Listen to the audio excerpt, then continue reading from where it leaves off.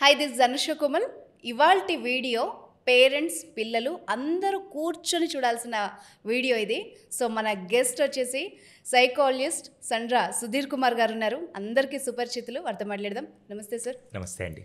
Yes, అయితే సొసైటీలో ఏదన్నా దారుణం జరిగింది, ఏదైనా చెప్పుకోని సంఘటన జరిగింది, అందులో పిల్లలు మైనర్స్ ఇన్వాల్వ్ అయితే, ఇప్పుడు ఒక 30 ఏళ్ల వ్యక్తి అన్నాడంటే వాణ్ణి తిడతారు, చిన్నవాళ్ళు చేస్తే ఆ పేరెంట్స్ ఎలా పెంచారో అన్నదే వస్తుంది ఎక్కడైనా కూడా.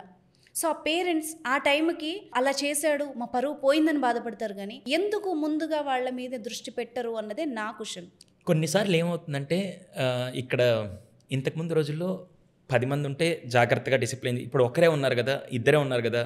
ఇంతకుముందు ఎలా ఉండేదంటే పిల్లాడిని కొట్టినా కూడా నువ్వు ఇంట్లో నుంచి బయటికి వెళ్ళిపో అన్నా కూడా నేను ఆడికి వెళ్తాను నాన్న, నేను ఎక్కడికి వెళ్ళను, ఇక్కడే ఉంటా అనే విధంగా ఉండేవాళ్ళు.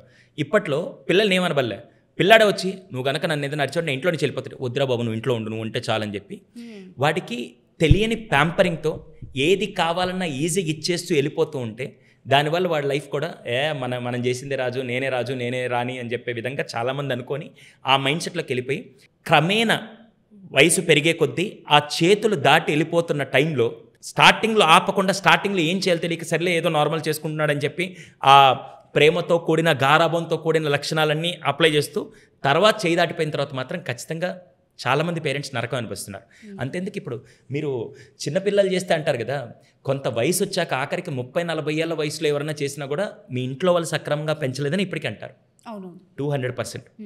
అలా అని చెప్పి వాళ్ళు కావాలని చేస్తున్నారనే కాదు, తెలియకుండా మనమే వాల్యూ నేర్పకుండా పెంచడంలో నీ సమస్య వస్తుంది.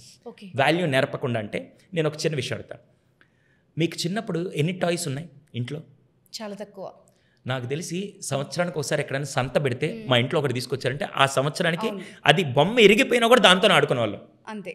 నేను యూఎస్కి వెళ్తే ఆ ఫ్యామిలీస్లో ఒక్కొక్కరింటికి ఒక 5 రూమ్స్ ఉండేవి. దాంట్లో అంతా పోను ఒక రూమ్ ఎక్స్క్లూజివ్గా టాయ్స్కే. ఆ రూమ్ మొత్తం టాయ్స్ ఉంటాయి. కిందకు వచ్చి పేరెంట్స్ ఏమంటారు తెలుసా, మా వాడు అసలు బొమ్మలతో ఆడట్లేదండి, ఎందుకు ఆడట్లేదంటే రూమ్ నిండా టాయ్స్ ఉన్న ఆడట్లేదంటే ఒక్క టాయ్ యొక్క ఇంపార్టెన్స్ కానీ వాల్యూ తెలియకుండా ఇస్తే వాళ్ళకి అది అర్థం కాదు. ఏదన్నా వాల్యూ నేర్పుతూ ఏది ఊరికే వచ్చేస్తే, ఇప్పుడు ఫర్ ఎగ్జాంపుల్ మీరు రాగానే ఇంటర్వ్యూకి రాగానే మీకు హయ్యెస్ట్ ప్యాకేజ్ ఇచ్చేసారనుకోండి, దీని విలువ మీకు అసలు తెలియదు. ఒక 10 సంవత్సరాల నుంచి కష్టపడి స్టార్టింగ్ 10,000తో మీ జర్నీ మొదలుపెట్టి ఈరోజు ఇక్కడికి వచ్చాక ఫర్ ఎగ్జాంపుల్ మీకు ఒక జస్ట్ 5 lakhs ప్యాకేజ్ వస్తుంది అనుకోండి, ఇయర్లీనో లేకుండా మంత్లీ ఏదైనా పర్లేదు, 5 lakhs package, you deserve it. అలా కాకుండా రాగానే ఈరోజే ఫస్ట్ డే 1 మీకు అసలు ఎక్స్పీరియన్స్ కూడా లేదు, రాగానే మీకు 10 లక్షల ప్యాకేజ్ అన్నారు అనుకో, నేను తోపు 10 లక్షలు వచ్చేసిందని ఇక్కడికి ఎక్కేస్తుంది. అవును. ఇప్పుడు కూడా వాళ్ళందరికీ అదే. Everyone you need to let them start from zero. ఆ జీరో నుంచి ఎలా స్టార్ట్ చేసి ఎలా వాల్యూస్ నేర్పిస్తే వాళ్ళ పర్సనాలిటీ ఎలా షేప్ అవుతుంది, అప్పుడు సమాజం పట్ల వాళ్ళకి ఆ బాధ్యత ఉంటూ తప్పు విషయాల్లోకి తప్పుడు దారిలోకి వెళ్లకుండా పిల్లలు ఉండగలుగుతారు.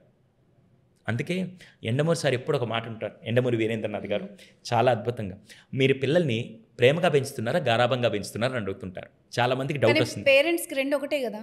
కాదండి, రెండింటికి డిఫరెన్స్ ఉంది. గారాబం అంటే ఏంటంటే ఆయన వ్యత్యాసం కూడా చెప్పారు. ఆయన పుస్తకంలో ఎన్నో ఏళ్ల క్రితం రాశారు.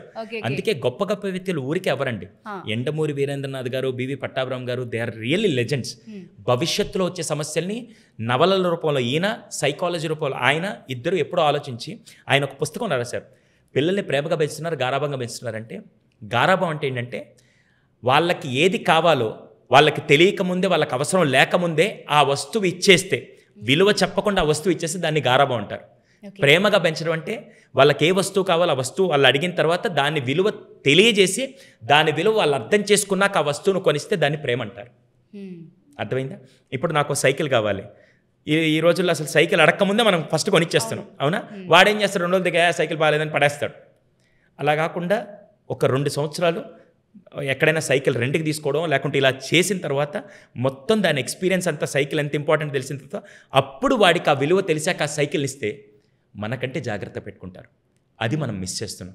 సో ప్రేమ గారాబం అనే దాంట్లో వస్తువు విలువ తెలియజేసి ఆ వస్తువుని ఇస్తే వాళ్ళు ఖచ్చితంగా జాగ్రత్త చూసుకుంటారు. వస్తువు అసలు అవసరమో లేదో కూడా తెలియకుండా వాళ్ళకన్నీ ఇచ్చేస్తూ వెళ్ళిపోతూ ఉంటే, ఈ మధ్య ఈ డైలాగ్ మాత్రం చాలామంది వాడుతుంటారు. ఆ డైలాగ్ ఏంటంటే, నేను పడ్డ కష్టాలు నా పిల్లలు పడకూడదండి, అవును, ఫస్ట్ ఇదే అసలు వస్తుంది. పరమ చెత్త దరిద్రపు డైలాగ్ ఉంటే ఇదే నాకు తెలిసి. ఓకే. మీరు ఇప్పుడు టిఫిన్ చేశారా? మార్నింగ్ టిఫిన్ చేశారు కదా, లంచ్ ఇంకా చేయలేదు కదా. లేదు. టిఫిన్ చేసిన తర్వాత మీకు ఇష్టమైన మళ్ళీ ఒక సెట్ దోసో లేకుంటే పూరియో తీసుకొని వచ్చి పెట్టాను, అప్పుడు కడుపు నిండా తినేస్తున్నారు. అప్పుడు ఆ పూరి తింటారా? తినలేంగా.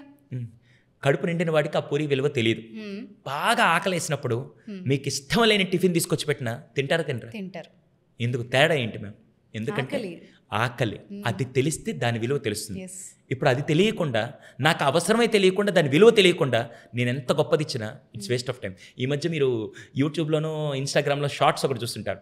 అది అబ్రాడ్లో జరిగిన ఇన్సిడెంట్. ఒక తండ్రి వాడి కోసం ఒక కార్ తీసుకొచ్చి పెడతాడు.